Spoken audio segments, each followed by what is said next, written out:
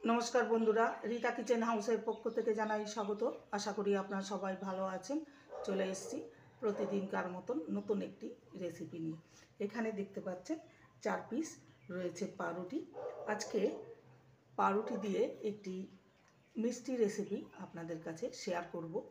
প্রথম থেকে শেষ পর্যন্ত দেখতে থাকুন, আশা করি আপনাদের ভালো লাগবে। এবার পাউরুটিগুলোকে আমি টুকরো করে কেটে নেব। ছোট ছোট টুকরো করে কেটে নেব।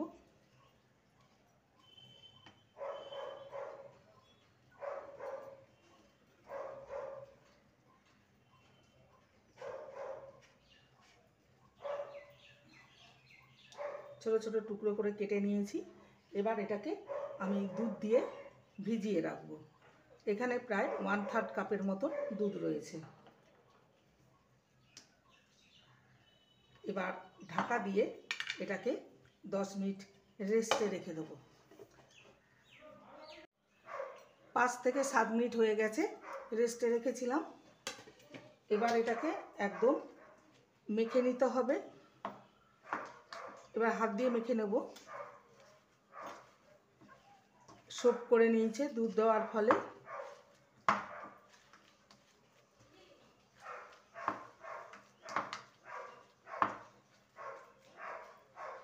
এবার এখানে 4 টেবিল স্পুন আমি ময়দা নিয়েছি, এটা দিয়ে দেবো। আর 4 টেবিল স্পুন গুঁড়ো দুধ নিয়েছি, সেটাও দিয়ে দেবো। এবারে দিয়ে দেবো 1/2 টিস্পুন বেকিং পাউডার। তার থেকেও কম 4 ভাগের 1 ভাগ বেকিং সোডা।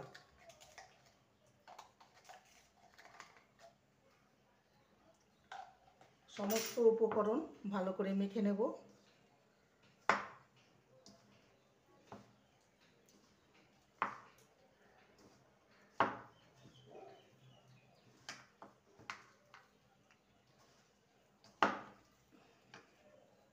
আর সামান্য একটু কেশরীর রং দেব, এটা অপশনাল, দিতেও পারেন নাও পারেন। এটা দিয়ে মেখে নেব একটা সুন্দর কালারের জন্য।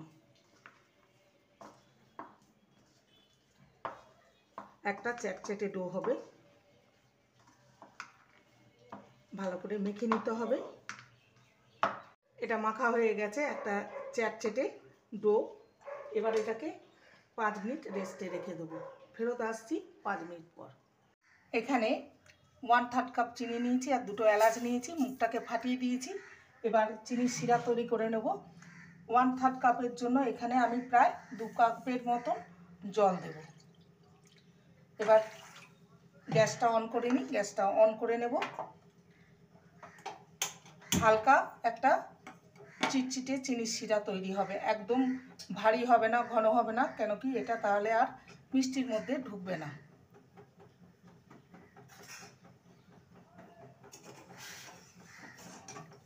চিনিটাকে মেল্ট হতে দেব। চিনির শিরাটা মেল্ট হয়ে গেছে, দেখতেই পাচ্ছেন। এরকমই একটা পাতলা চিনির শিরা হবে আর হালকা একটা চটচটে ভাব আসবে। এটা রেডি হয়ে গেছে, সাইডে রেখে দিয়ে চলে যাব নেক্সট স্টেপের দিকে। প্রায় 10 মিনিট হয়ে গেছে, ঢাকা দিয়ে রেখে দিয়েছিলাম। হাতে একটু ঘি মেখে নেব। এটা একদম সেট হয়ে গেছে, দেখতেই পাচ্ছেন। আগের মতন অতটা চ্যাটচ্যাটে নেই। এবার এটা থেকে আমি লেচি কেটে নিয়ে একটা মিষ্টির শেপ নিয়ে নেব। আমি ঘি দিয়ে করছি, ঘি দিয়েই করবেন, সাদা তেল দিয়ে করবেন না, হাতে মাখবেন না, একটা গন্ধ ছাড়বে। এরকম একটা মিষ্টি তৈরি করে নেব। সমস্ত মিষ্টির শেপ নেওয়া হয়ে গেছে। এবার এগুলোকে তেলে ভেজে নেব। হালকা তেলে মিষ্টিগুলোকে ভেজে নিতে হবে, একদম লো ফ্লেমে। একটু ধৈর্য ধরে মিষ্টিগুলোকে ভাজতে হবে।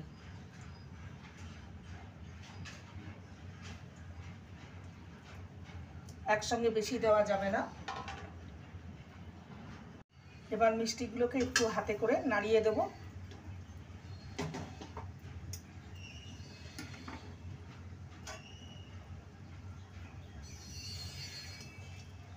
আলতো হাতে এগুলোকে উল্টে পাল্টে নেব।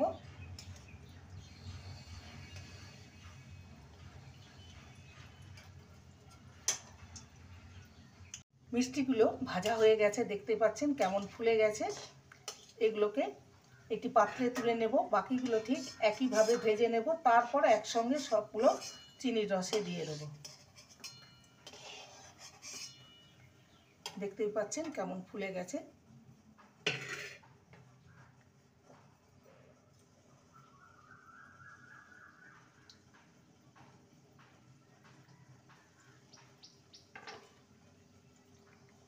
গ্যাসে চিনির রসটাকে বসিয়ে দিয়েছি একটু গরম হওয়ার জন্য। এবার মিষ্টিগুলোকে দিয়ে দেবো।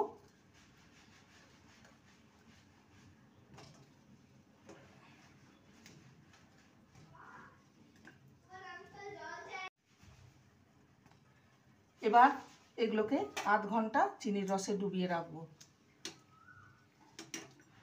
একটু ফুটিয়ে নিয়ে গ্যাসটাকে অফ করে দেব। আমি ফুটিয়ে নিয়েছি চিনির রসটাকে, এবার গ্যাসের ফ্লেমটাকে অফ করে দিলাম। এগুলোকে আধ ঘন্টার জন্য চিনির রসে ডুবিয়ে রাখবো। ফেরত আসছি আধ ঘন্টা পর।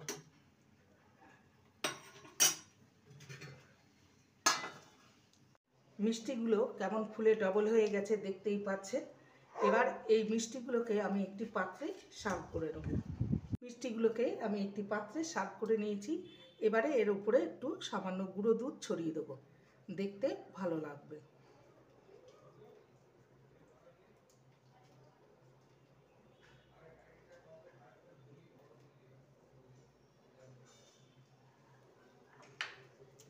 দেখতেই পাচ্ছেন কতটা লোভনীয় লাগছে। রেসিপিটি ভালো লাগলে প্লিজ লাইক করবেন, কমেন্ট করবেন, শেয়ার করবেন। চ্যানেলটিকে সাবস্ক্রাইব করে পাশে থাকবেন, বেলটি অন করে দেবেন, নোটিফিকেশন চলে যাবে আপনাদের কাছে। দেখা হচ্ছে নেক্সট ভিডিওতে। নমস্কার। এবার একটা আমি আপনাদেরকে কেটে দেখাবো কতটা সুন্দর হয়েছে। দেখতেই পাচ্ছেন মিষ্টিগুলো কতটা সফট, একদম রসে ভর্তি।